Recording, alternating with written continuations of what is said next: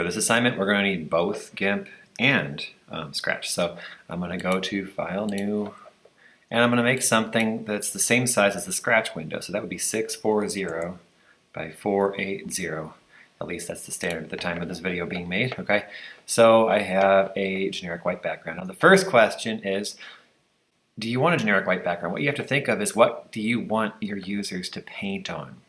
Okay, so I'm going to think outside the box a little bit here, but maybe you don't want white. So maybe you're going for like some kind of a stone color. That's up to you, okay? Or maybe even something a little more creative. Just remember, it has to go with your colors, okay? So if I've got red in my paint, then I wouldn't be silly and do a red. That is ridiculous, right? That wouldn't, okay, so not as fun to paint on either. Anyway, so white is good, gray is good. I'm gonna stick with gray because I haven't done it that way, and that rhymed. I'm gonna go to filters and artistic and canvas.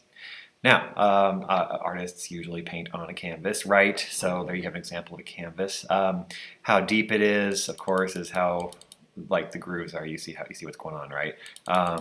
So I'm gonna make it actually fairly light, but maybe, okay, and then I will use this, but maybe I don't want a classic canvas. Maybe I want something that looks more like, stone. You could always do, remember, good old mosaic. Maybe you want your user to be painting on stone. Although all those black things in there disconnecting the rocks might be a little distracting. So what I can do, well, let's see, how about do like, yeah, that's kind of cool. Okay. So that, the only downside to this one is maybe it would be hard with all those black things. So I'm going to go to curves and just kind of make the black a little less black, like that. But I still want my grays to stay gray, so I'm going to pull that back down like that.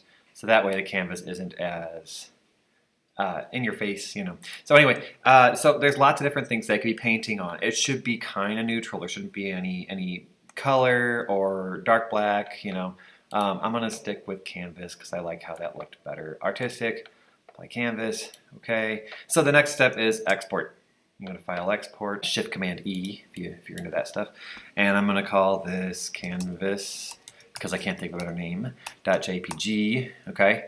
And we'll just stick that wherever it's convenient to find later. If you use JPEG, maybe you want to go to 100 because it's so small.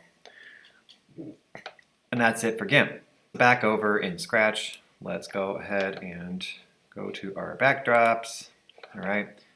So I went over here to stage, right? Are you familiar with this? And then left, I went to backdrops, and I've got one just plain white boringness.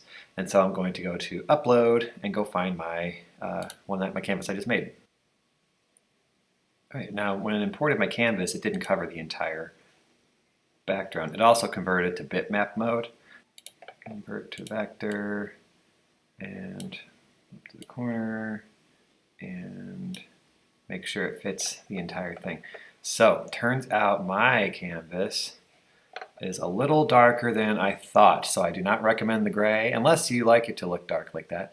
But here's what my canvas looks like now. So thank you for watching. See what you come up with.